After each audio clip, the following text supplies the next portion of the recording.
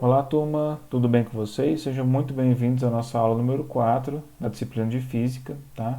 Professor Vitor aqui. Vou dar continuidade então no nosso conteúdo, tá? Continuar nossos estudos firmes e fortes aí, não podemos parar, né? Então vamos lá.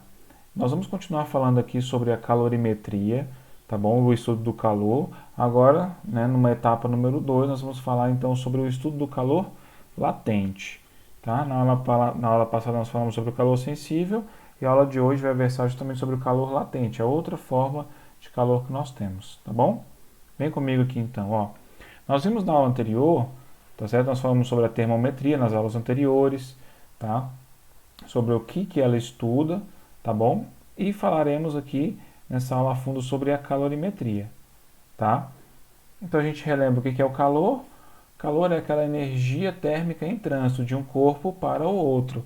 Mas é sempre que isso acontece?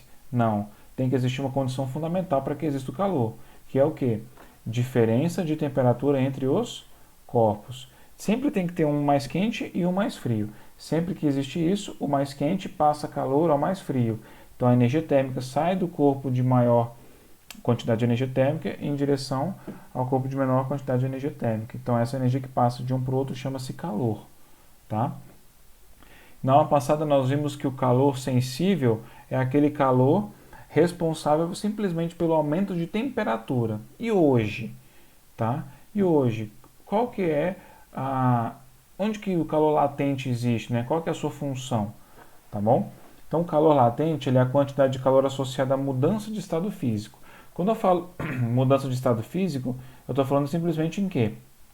Por exemplo, algo que está no estado sólido derreter e tornar-se líquido, ou algo que está no estado líquido vaporizar e tornar-se estado gasoso, né? Ou vice-versa, o gás ele condensar a líquido, ou então o líquido solidificar a estado sólido, tá? Qualquer uma dessas mudanças de fase, tá? Eu tenho quantidade de calor latente envolvida.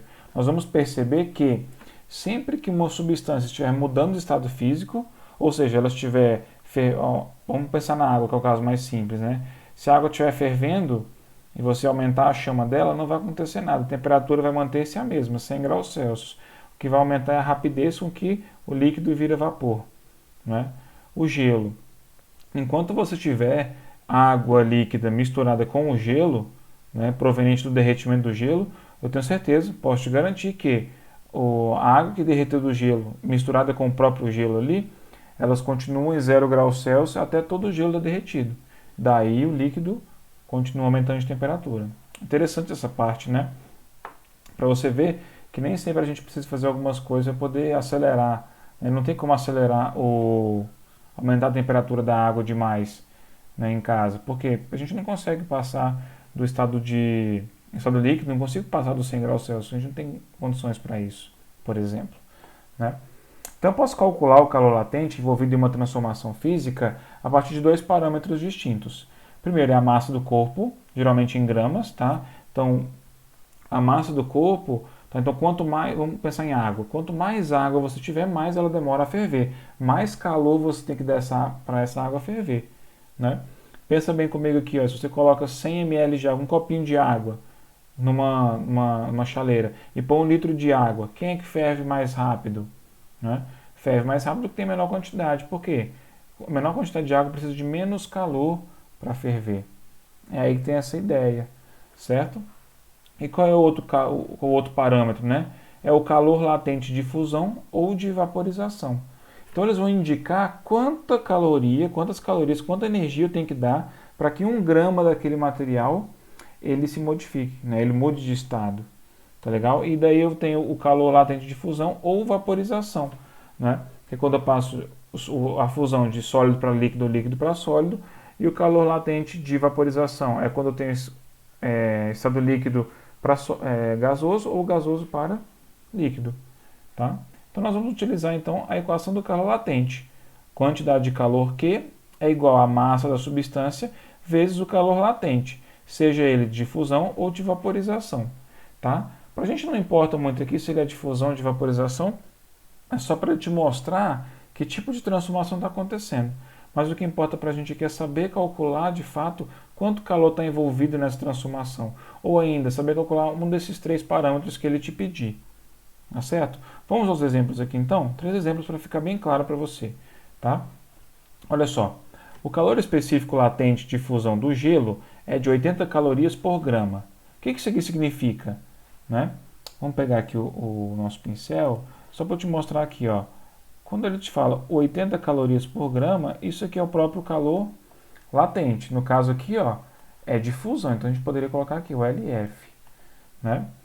O que significa dizer cal por grama, né? Caloria por grama? Significa de que para 1 grama do gelo derreter, eu preciso dar para ele quantas calorias? 80. Se eu der 79 calorias, 1 grama de gelo derrete? Não.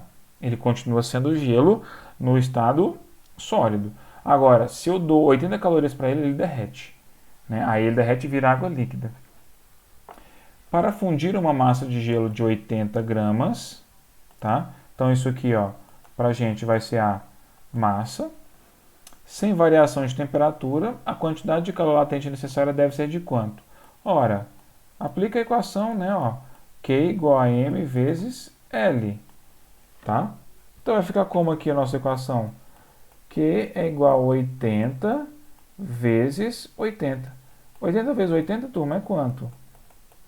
6.400. O que? Calorias. Ou seja, para eu derreter 80 gramas de gelo, eu tenho que dar quantas calorias para essa massa de gelo? 6.400. Quando eu der 6.400 calorias para essa massa de gelo de 80 gramas, eu com certeza tenho que ela vai derreter, ela vai transformar, ela vai passar do estado sólido para o estado líquido. Tá?